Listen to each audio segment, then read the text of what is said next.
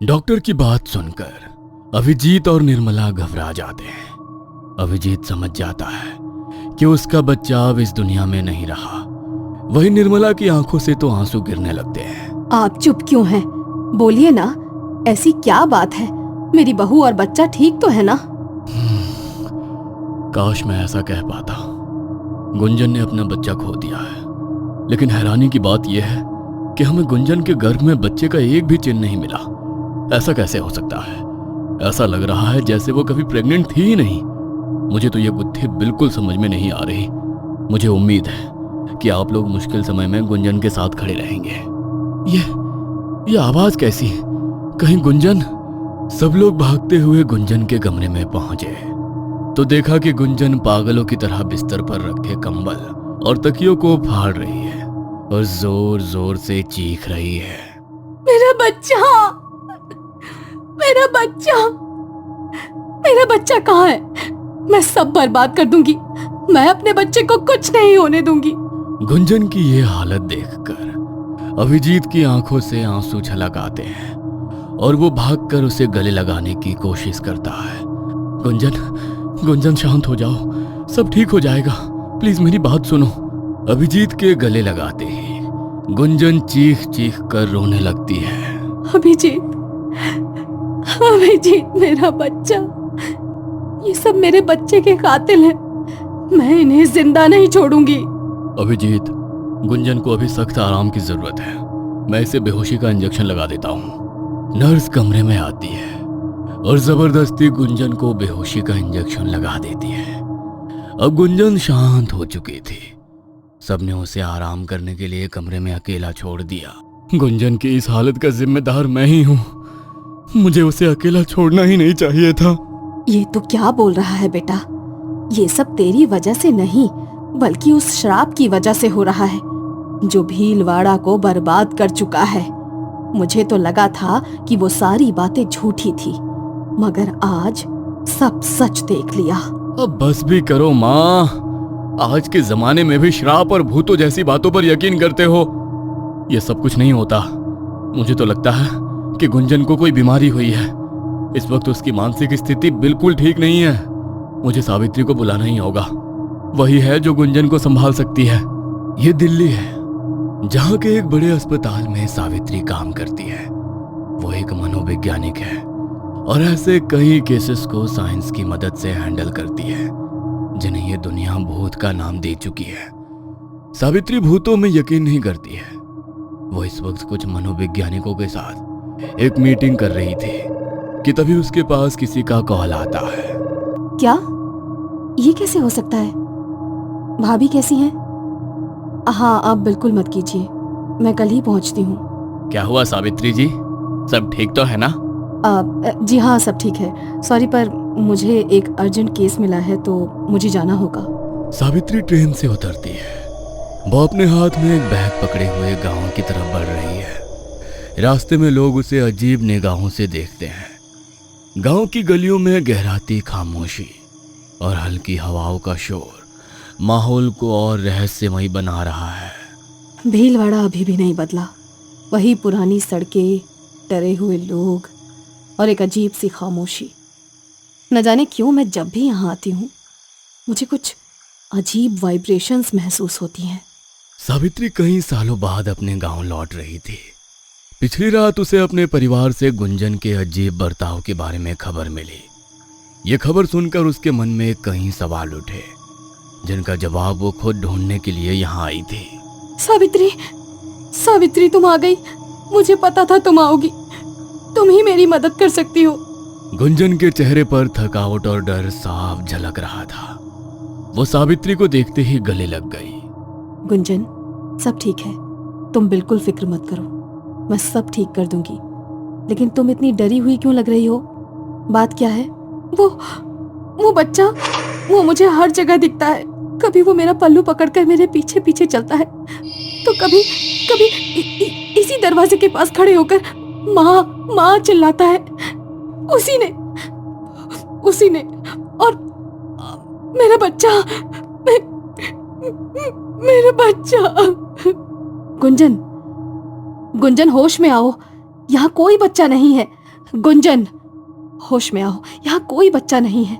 सावित्री गुंजन को पकड़कर जोर से हिला देती है और गुंजन का वहम टूट जाता है। ये इतनी तेज हवाओं का झोंका क्यों चलने लगा?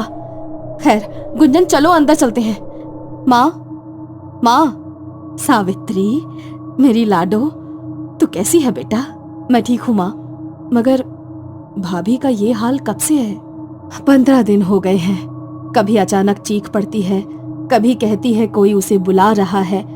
डॉक्टर को दिखाने की सोची थी, लेकिन हमें लगा सब ठीक हो जाएगा, मगर इसकी हालत तो दिन ब दिन बिगड़ती ही जा रही है। भाई कहाँ है? कहीं नजर नहीं आ रहे। अभिजीत, वो बेचारा हर वैद्य और डॉक्टर के चक्कर काट रहा है। उसके गले से तो रोटी तक नहीं उतरती है। तभी तो तुझे बुलाया है, ताकि तू इसे ठीक कर सके। निर्मला की बातें सुनकर सावित्री की चिंता और बढ़ गई। उसने घर का मुआयना लेने का फैसला लिया।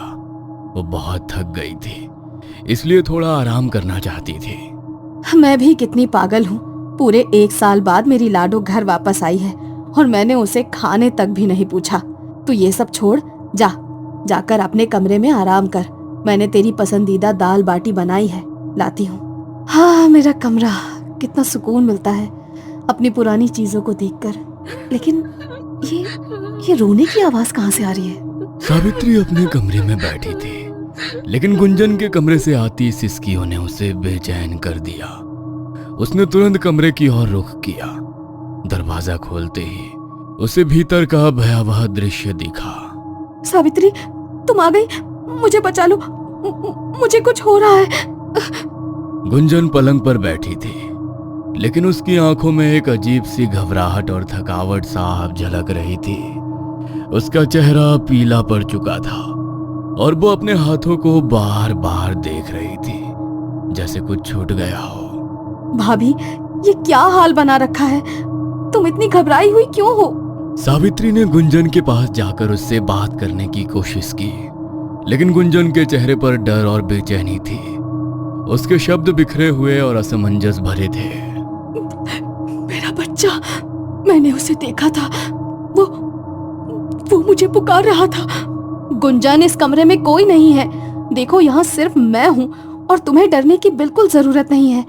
तुम खुलकर मुझे बता सकती हो, क्या तुम किसी के दबाव में आकर ये सब कर रही हो? नहीं, वो अभी भी यही है। वो तुम्हें देख रहा है। उस रात जब मैंने परछाई देखी, उसने मुझे बुलाया। वो बच्चा, उसने कहा, माँ मेरे पास आओ। और फिर खून, लाल कदमों के निशान। वो आएगा, वो रात को जरूर आएगा। क्या? लेकिन भाभी, ये कैसे हो सकता है? तुमने कहा था कि तुम्हारा बच्चा गायब हो गया। फिर ये बात तुम नहीं समझोगी सावित्री। वो मेरे साथ है, हर जगह। उसकी आवाज, उसकी परछाई, वो हर रात आता है। कभी मुझे बुलाता है, कभी रोता है। गुंजन का शरीर कांप रहा था। वो अपने पैरों को घुटनों से लपेटे बैठी थी, जैसे किसी अदृश्य शक्ति से बचने की कोशिश कर रही हो। सावित्री ने उसकी नब्ज जांची। भाभी, तुम्हें आराम की जरूरत है। मुझे लगता है ये सब तुम्हारे दिमाग का भ्रम है। मैं यहाँ हूँ, सब ठीक हो जाएगा। सब ठीक नहीं होगा सावित्री, तुम नहीं जानती। ये सब कालिंदी का काम है। वो मुझे ले जाएगी। उसने कहा है, तेरे बच्चे की जगह अब तुझे जाना होगा। कालिंदी? कौन कालिंदी? भाभी, ये सब तुम्हारे दिमाग की उपज है। तुम्हारे दिमाग पर गहरे सदमे का असर हुआ है। तुम आराम करो, मैं तुम्हारे लिए कुछ दवाई लाती हूँ। दवाई काम नहीं करेगी सावित्री, मैं श्रापित हूँ। ये सिर्फ शुरुआत है। भाभी, ये सब क्या बड़बड़ा रही हैं? बच्चा, लाल निशान, और अब ये कालिंदी कौन है? सावित्री समझ गई कि ये कोई साधारण समस्या नहीं है। उसने अपने बैग से अपनी नोटबुक निकाली और गुंजन के लक्षण लिखने लगी। हर छोटी बड़ी बात वो दर्ज कर रही थी। इसका मतलब गुंजन जिससे डरती है वो रात को आएगा, और आज रात मुझे चौकन्ना रहना होगा। मुझे कोई ना कोई सुराग जरूर मिलेगा। रात गहरी हो चुकी थी। घर के सभी लोग सो चुके थे, लेकिन सावित्री को नींद नहीं आ रही थी। सावित्री कमरे में अपनी नोटबुक में लिख रही है, लेकिन हवाओं की गूंज और हल्की फुसफुसाहटों ने माहौल को भयानक बना दिया था कि तभी अचानक खिड़की पर दस्तक हुई। ये आवाजें, इतनी देर रात खिड़की पर कौन हो सकता है? कौन है? सावित्री ने खिड़की की ओर देखा, लेकिन कुछ नहीं दिखा। उसने खिड़की के पास जाकर बाहर झांका। आंगन में हल्की हल्की धुंध फैली हुई थी। तभी उसे वहां पर एक परछाई दिखी। ये कौन हो सकता है? इस वक्त बाहर कौन है?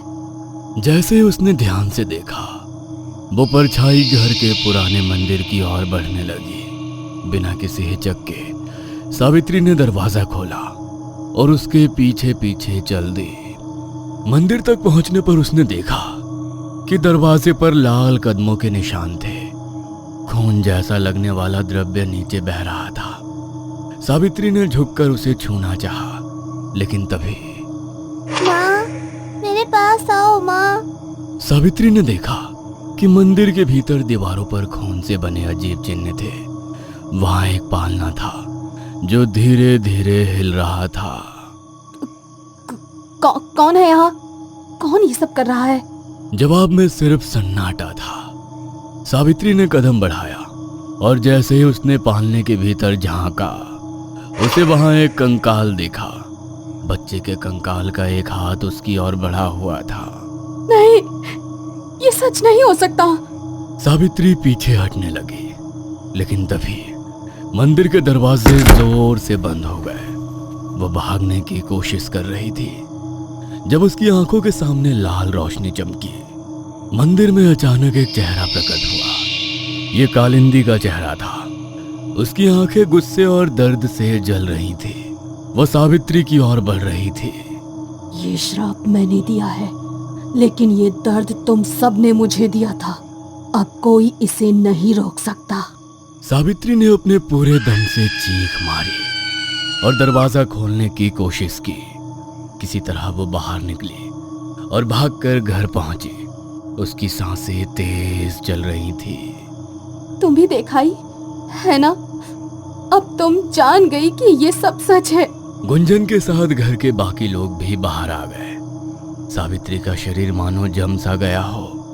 उसकी बोलती बंद थी। क्या हुआ सावित्री, तुम यहाँ आंगन में क्या देखा तुमने? कुछ बोलती क्यों नहीं? सावित्री, चुप क्यों हो? माँ कुछ पूछ रही है। वो कालिंदी कालिंदी।